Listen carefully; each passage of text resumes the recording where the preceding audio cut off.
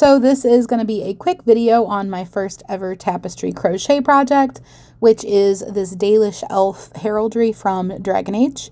I did do a longer video on Dragon Age, but I wanted to make a shorter video just about the tapestry and more pictures and stuff of it. So I worked right to left on this, and I only worked right to left on it.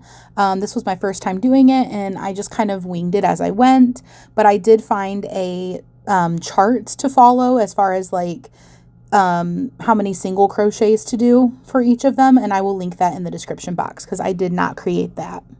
It was created by Woolly Rhino Craft, so it's, you know, the little chart that you saw at the beginning with just the little boxes. So not a pattern, but a chart. Got done doing one side of my envelope border. I haven't blocked it yet.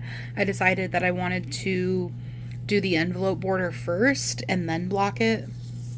So here you can see I did an envelope border, and I decided to do that since I was working from right to left for every row and not flipping or like, you know, turning my work.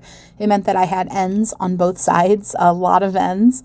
So I thought this would be a good time to also make my first ever envelope border, which was tedious. I ended up doing 2 rounds of envelope border though. I did 1 in green, double crochets all the way around, and then 1 in gold, double stranded with like a gold sequin yarn all the way around, and then I single crocheted both of those layers together to hide all of the tails inside of it.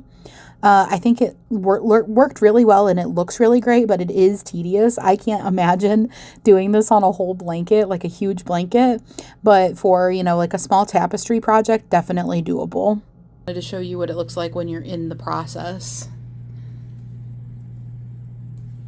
But I am thinking it's coming along pretty good. First time doing tapestry, first time doing an envelope border, so I'm pretty happy with it. I have finished doing my double crochets on both sides, and now I'm doing a row of double crochet, a second row of double crochet. These ones were front post, well, front post and back post, I guess, since I did it on both sides. And then I'm doing just a regular round of double crochets right now, using some gold yarn and some like gold sequiny yarn. So this is the back of my project, and then here is the front of my project. So once I get this double crochet added to both sides, then I'm going to seam those together and hide these tails in between them. And then here's what it was looking like after I did the both rows on one side and then only one of the rounds on the other side, just to give you like the gist of why I did 2, because of the height of my tails. All right, guys, final check-in before it is done. I just finished putting all of the envelope border stuff on and weaving in the tails.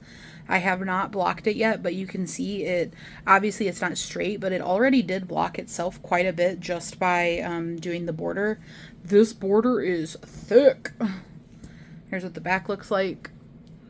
But yeah, it kind of looks like a serving platter or something to me right now, because it's like this part goes down and this edge is very thick. But I think it looks amazing. So I need to block it and then make it, you know, hangable for tapestry. So here's what it looked like before blocking it. You can see that it's kind of at an angle, like almost a diamond shape a little bit. I think that this is because of my tension. I have a feeling when I first started, my tension was tighter because I was doing something new. I was like not sure about it, you know, being maybe a little over the top and holding it really tight. So I think it came out a little crooked.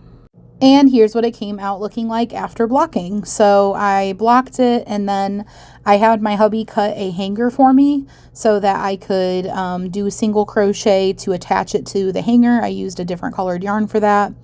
And then I did a little bit of wrapping the ends of the hanger, like beyond the crochet part. And then I just tied a long piece of yarn to either end, and it forms like a little triangle, and then you can hang it from the wall with that.